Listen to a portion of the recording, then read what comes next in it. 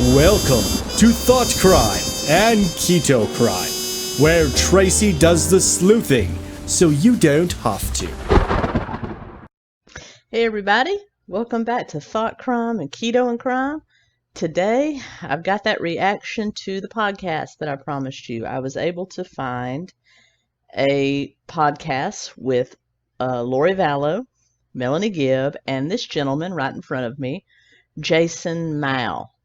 They were part of a Preparing a People network of religious preppers who believe doomsday is imminent. That's pretty standard with most preppers, whether they're religious or not. They believe some catastrophe is heading this way. Well, in this entire network, most of these people are religious of some sort, so there's a lot of LDS influence as well. And this is where, through this network, where Lori Vallow actually met Vallow-Daybell and read one of his books and then became kind of obsessed with him. And she actually had this gentleman here, Jason Mao, on her and Melanie's podcast, which we're about to listen to the episode where he was on, and it may also be cross-referenced with his own podcast. And he's here, holding a couple of the books that he's written. I may review one of those for the channel as well. If you'd like me to do that, drop a line below. But I want to say first off, I do not believe that Jason is in any way connected with this tragedy. I think he's just in the same prepper network and just kind of got sucked into it because he once met them. So I don't want any hate going his way. He actually has a YouTube channel, so if you want to check that out, I'll drop it below.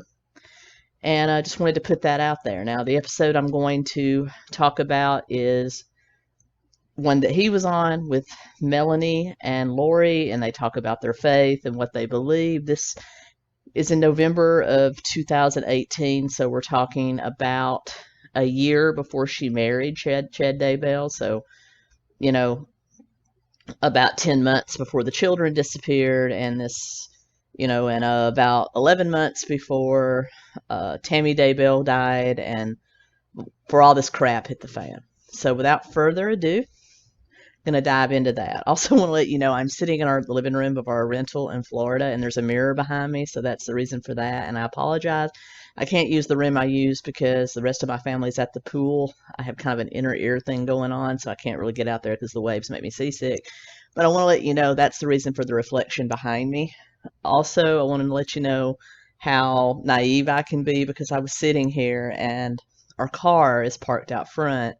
And I literally, because I was kind of looking, I had my computer and I was kind of looking at the reflection in the mirror, and I thought that my wife had parked our car in the neighbor's driveway. So I was like getting mad at her. Why did you park there? And she's like, I didn't. Open your eyes. And I was looking at the reflection in the mirror. So that's what kind of day I've had. But anyway, I thought y'all would find that humorous, hopefully. But anyway, I appreciate all the support, you guys. You have no idea how much I appreciate it. And I used to do reactions on my channel, but then I kind of felt guilty about it, and I privated most of those videos. But I'm going to do this one for you, and I hope I can entertain you with it. We're not going to listen to the whole podcast, so this will be a shorter video, but I did want to get this out to you. So without further ado, let's get to the podcast.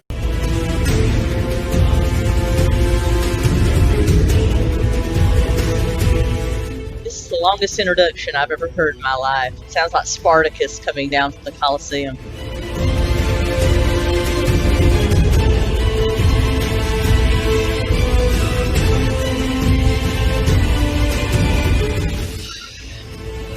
All right, it is November 26, 2018, and we are here for our very first podcast. My name is Jason Mao, and to my left is... I'm Melanie Gibb. Melanie is awesome, for those of you that don't know who she is. She has some amazing, amazing abilities, amazing gifts. She is what we in the business call a gatherer, and people are naturally that she was a gatherer. Too bad you couldn't gather up the sense to call the cops. And she's become basically the point person here in the Southwest area for like-minded people to start focusing on greater light and knowledge and learning a lot about themselves and about the Lord and what it is that He wants from us. And so I am honored to have her to my left. Thank you. Also with us today is... Lori. And Lori is so cool. Lori and I met in a very, very unique situation. And real quick, Lori, let's talk about that before we start, because people don't even know who you are. Well, people in the know who you are, but We do now. I wonder what Jason thinks about it now.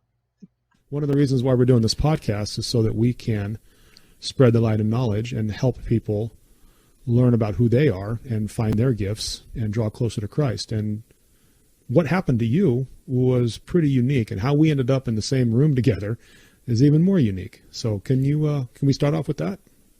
We can. It's so fun to be here with Jason and Melanie. I love them so much and grateful for them and all their service that they do. I feel like that I work for the Lord. I feel like I've turned my life to Him from circumstances that have happened to me in my life. And I ask Him who He wants me to meet, who He needs me to go to. And I don't know who you were listening to when you got involved with Chad Daybell, honey. I'm not even religious. I don't really believe in a higher power, but you were way off base. I don't know who you were talking to. what He wants me to do. And I was sent to the temple on a certain day to get a message from someone. And in walked Jason Mao.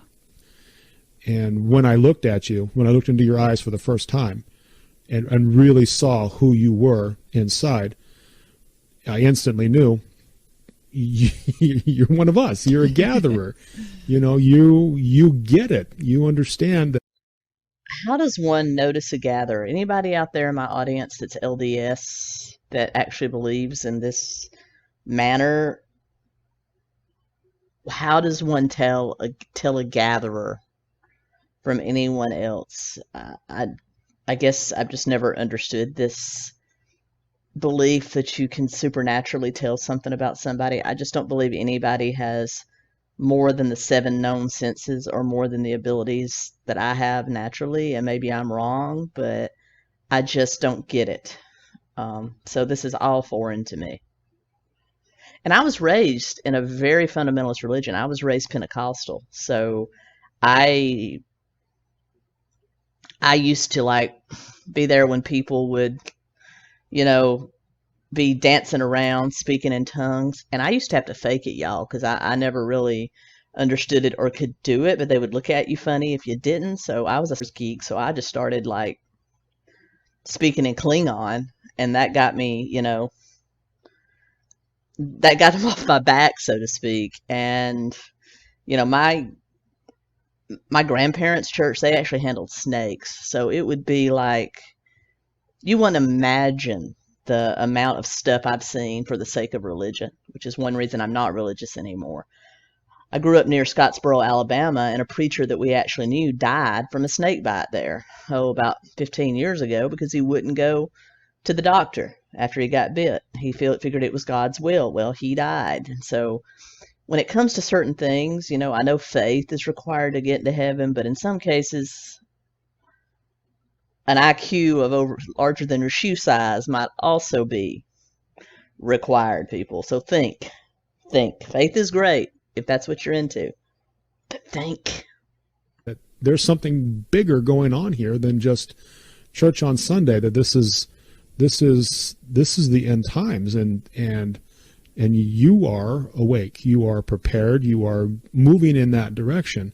And I saw that in just a half a second of that brother and sister connection that we made. And I just knew right away I had to get you in touch with Melanie, and we needed to connect somehow.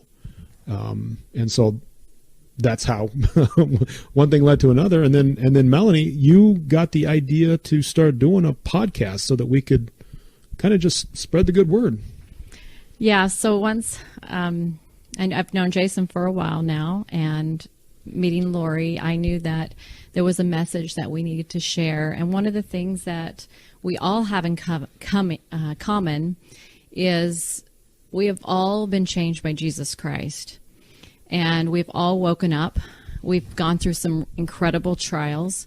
And so I knew that there's many people that are becoming aware that either they want to be more awakened or they already are beginning to be. And so they wanted to learn more about some of the things that we've gone through, some of the trials that we've gone through, to help us have that mighty change of heart. And I've been wanting to do this for a very long time. About 10 years ago, I had my experience with the mighty change of heart and have started to write a book about that experience. Very cool.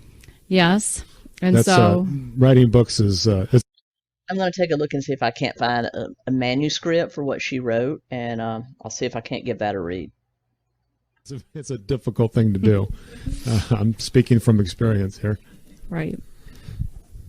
And so we thought it would be fun to start to share some of those things that we've learned with each other.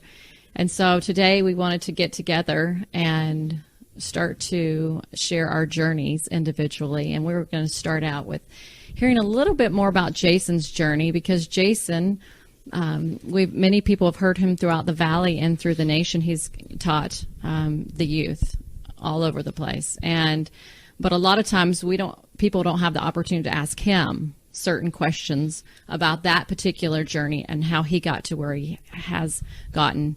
And so we thought we would give an opportunity for him to start sharing some of those experiences in a little bit different perspective, a little unique way today. And that's one of the issues that I've come across going all over the country and talking to people is my time is real limited. I try to be as generous as I can. All right, just to let you know, Jason was former law enforcement. He still resides in the Arizona area. He was injured on the job and was bedridden, lost his family, lost his career, and basically was at his lowest point. And that's when he had his calling. And he goes into this story. We'll listen to a little bit of it. Won't listen to all of it because it does take up like 30 minutes of the podcast. And to me, it's like a lot of testimonies that I've heard from people that kind of, were at their lowest point and found religion, which is not an unusual thing. So I don't bequest anybody from pulling themselves up through whatever manner they need to get back. And he did. Through a lot of hard work, he managed to get himself rehabilitated because he had a hurt back. So he was down pretty awfully and managed to restore himself financially, physically, and evidently spiritually. So I don't speak out against Jason Mouth for any reason because of that. I think he's a very strong individual, in my opinion, that did it all himself. But if he wants to grant, credit to a higher power, that's his business. And again, I don't say this. I'm not a religious person. I've said it many times on the station. I am an atheist, but I don't begrudge anybody that believes a higher power is what helped them. I don't. But if you ask me my opinion, I'm going to tell you I think you did it yourself, and you should give people yourself more credit.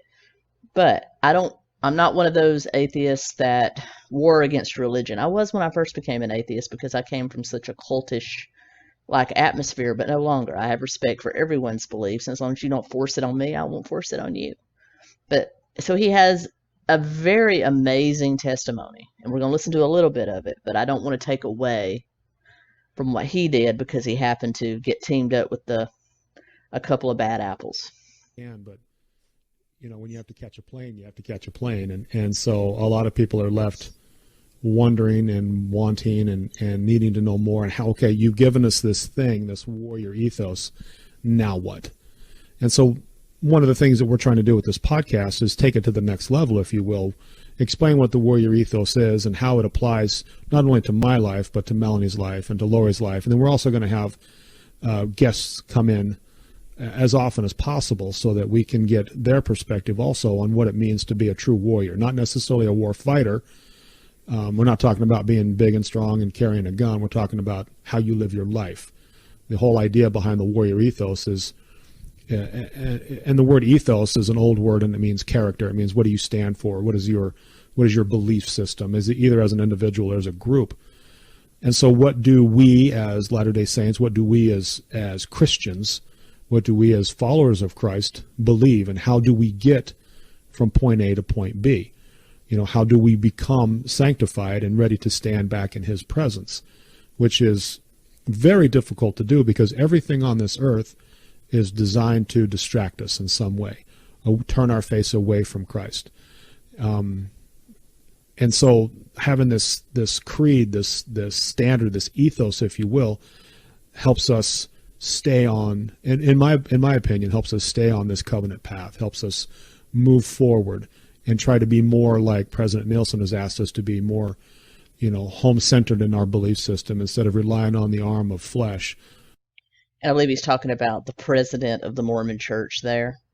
So at this point, they are both still connected to the mainstream LDS Church. And then I think when they met Chad, or at least when Lori met Chad, that's when she definitely went off the ranch and went fringe. And Melanie and Jason are still technically, I guess, mainstream LDS, but they have a more apocalyptic look of the world. If I do have any mainstream LDS viewers out there, which I know I do, would anybody be willing to drop a comment below and let me know if that apocalyptic view, imminent apocalyptic view, is common in the LDS Church? Because I know when I grew up, it was the end of the world was almost here. And I remember that just about every week, almost here. So it's not something that's unusual in churches. Have that personal relationship with the Holy Ghost, have that personal relationship with Christ, so that we can receive personal revelation. We're not saying revelation for the church. That's the prophet's job, and we absolutely keep our eye on the prophet. But we're also entitled as individuals and as mothers and fathers to have personal revelation to guide our families and guide ourselves down this covenant path.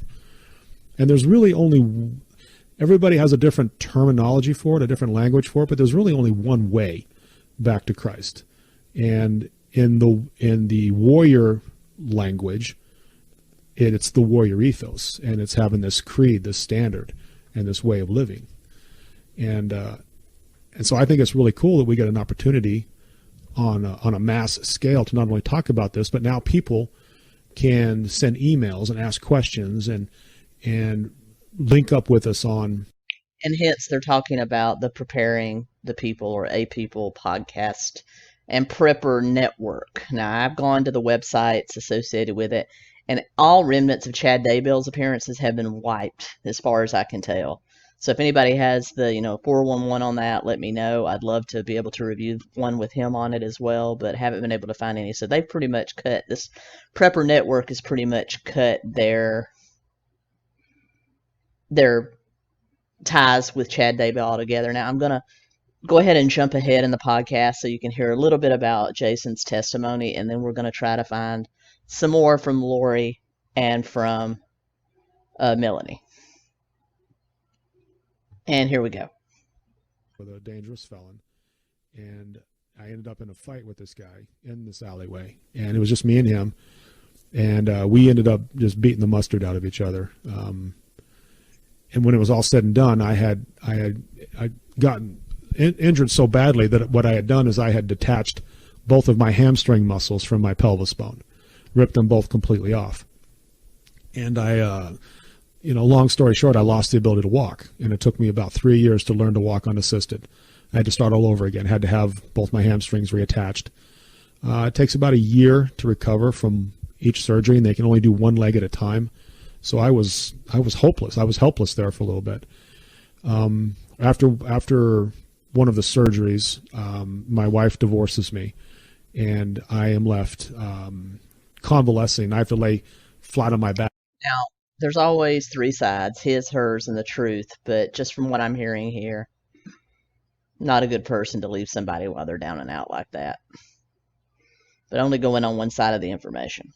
Completely motionless for a couple of months as scar tissue forms over my injuries. And so I had ended up in my mom's sewing room on a child's daybed, is where this big, strong police officer ended up. And all I could do was just lay flat on my back and watch the ceiling fan go around. And then I had issues with the city. The city doctor said it was a pre-existing condition, and they said come back to work, but I couldn't walk. And so there was, some issues with that, and I lost the ability to pay my bills. I lost my home. I lost my family. I lost the ability to walk. And when it was all said and done, when I had hit rock bottom, there was no place that I couldn't fall any farther, and everything had been taken away from me. I was homeless, unemployed, divorced, crippled, and bankrupt, all at the same time. And I couldn't move. I couldn't do anything about it. All I could do was just lay there and just take it. Let my entire world just burn down around me. And as I'm laying there, in what I describe as a crock pot of my own filth, just simmering in my own garbage, I broke. And all I could do was cry because I couldn't even get up. And so I cried, and I cried for a really long time. I cried outwardly and I cried inwardly. And I had to make a choice because there was nothing else that could be taken from me. And bad on whatever city in Arizona didn't take care of their officer. Not good at all either. And so I was left with two options, victory or death. And both of those options presented themselves to me. And I weighed the options and I chose victory. And I did that because as I was laying there, I had to decide, as I'm deciding these options, okay, well, there's death and then there's victory. And so I saw all the options, look at the angles, look at the pros and the cons of it. And then I'm going to intake oxygen, and then hopefully these strangers will come and feed me because I had, I was in my mom's house, but she was then diagnosed with Parkinson's disease. And so she couldn't even, provide the maternal care that a wounded person needed. And I would actually hear her fall down in the kitchen, and I couldn't even get up to pick up my own mother. I had to call other men. I had to get on my cell phone and call other men to come to my house and pick up my own mother because I'm 15 feet away and can't even get up. So you want to talk about a humbling experience. Asking another man to come to your house or the house that you're at and pick up your own mother because you can't. Now, it's not about me being injured. It's about me being the alpha male, about me being the guy that looks after his invalid mother. And I couldn't even do that. And so it was a lot of humble pie, huge, giant Thanksgiving slices of humble pie with whipped cream and sprinkles and all of it, all the toppings right on top of me. And so I just had to. Okay, going to jump ahead a little bit and see if we can't get, so that's, the testimony there, which is, I guess, why he's involved in this network. I'm going to also fast forward a little bit to try to get more of Lori and Melanie, and I'll be right back. And here we go. He's begging for us. He's pleading for us to get over that obstacle. But he can't do it for us. We have to do it ourselves. And in my mind, that's what I saw was this argument, if you will, between good and evil. And I was I was stuck in the middle, getting an earful from both sides. And once I made the decision, evil got harder and good got encouraging. He didn't need to yell at me. He didn't need to do anything like that. He just said, keep going. You got it. Hand over hand. I'm going to fall. I'll be here to catch you, and we'll do it again. Well, thank you. Lori and I have been through things just like you have, but differently. And all of us are supposed to go through something, I believe, at least that's my own opinion, that will make us either turn to God or make us turn away from God. And I guess Lori decided to put JJ and Tylee through their own trial. I mean, I'm sorry. The hypocrisy of these two just really get to me. Really do. And I don't care how close of a friend, if I really thought that my friend had gone over the edge and might hurt her children, I would have been reporting that. I don't get that. I don't understand that mentality.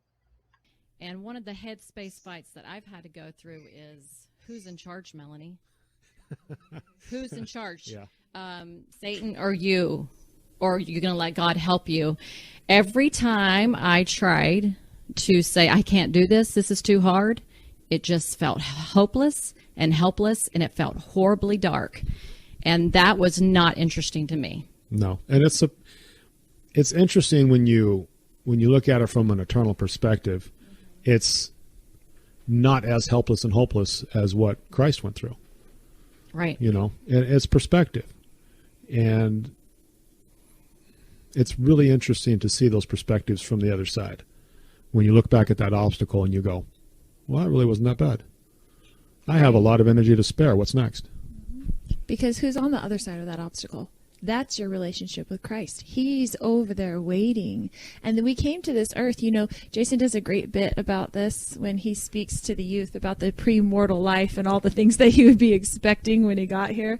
And I just loved it because we're all here. And in this day in 2018, we're here to exercise our agency. We're here to learn and to grow. And there's not one person out there, not one person who isn't having personal challenges. No, Laura, you're absolutely right. You're absolutely right. Everybody is facing their own, what's called an Abrahamic trial.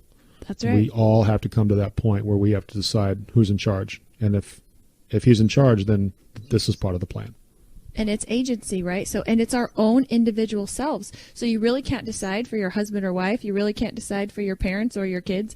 Each person came down here to exercise their agency. I find it ironic that she decided for both of her kids' agency and a couple of her husbands too. And to overcome those obstacles. And we all wanted to do it. I feel like we all had that desire to come here to get over that obstacle to get to where Christ is. And you can't do anything for anybody else until you are squared away yourself, until you have gotten over that obstacle yourself. You can't stand on this side of the barrier and tell everybody else to get over it. It's no big deal if you haven't done it yourself. I never did it, but you can do it. You can do this. I'm a cheerleader. You can do it. Yeah. The scriptures are replete with the verse to cleanse the inner vessel. And all right. And we're going to go ahead and skip to the end of the podcast to kind of see how this one ends up. And then I'll have some words in summation. Check on homework. We're going to talk to each other about how that went. We're going to talk to our fans and to our listeners about how that went with them. And then we're going to move on from there. And we're going to build upon these principles. And we're going to take you from basic training to advanced training. We're going to turn you from civilian into warrior. But there's only one way to do it, and that is heat, pressure, and time. This is not a weekend thing. This is not a 1 hour seminar that you can attend and your life changes. This is going to have to be a process, and you have to be okay with that because this is the plan. And there you go. I think from listening to this and hearing where they perhaps started, that I believe Jason is very truthful in what he believes, and that he does want to prepare people for the end times and for a greater relationship with his God and all of that stuff. Perhaps Lori and Melanie started out that way too, but I think with Lori, as we heard from people that knew her and Charles when they lived in Hawaii, like friends of Tylee's would come over, and Charles's other kids would come over, and they would, Lori would be talking about the end of the world all the time, even then. So I think she got very obsessed with an apocalyptic ending and then saw herself as more than she was. And then she got involved with Chad and all his freaky deaky, theories about zombies. And I think it's ironic that none of his kids ever went zombie, but both of Lori's did. And we know from testimony of others and others' interviews that Chad was very much in charge of that relationship. So Lori wasn't as strong as she's portraying herself here. She let a man let this very controlling man, not all men, but this controlling man wage that much influence over her that she took or allegedly took the lives of her children, or someone did. And they allowed it to happen. So I think we kind of see how delusion feeds on delusion with these. And so anyway, that's the podcast I was able to find. I will look for some more. Let me know if you enjoyed this down below. As always, like, comment, share, subscribe. That's the best thing you can do for the channel. I really appreciate everybody. I'm enjoying hanging out with you guys so much, and I hope you're enjoying it too. And I'll be back soon with the third book in the Vallow-Daybell series, and I appreciate it. Also, there's a poll. Please cast your vote on what you want me to do after we finish the Daybell series. And if you want me to read one of Jason's books, let me know down below. All right, guys and gals, thank you so much. I hope you have a wonderful, wonderful day. Until next time, Keto Comic.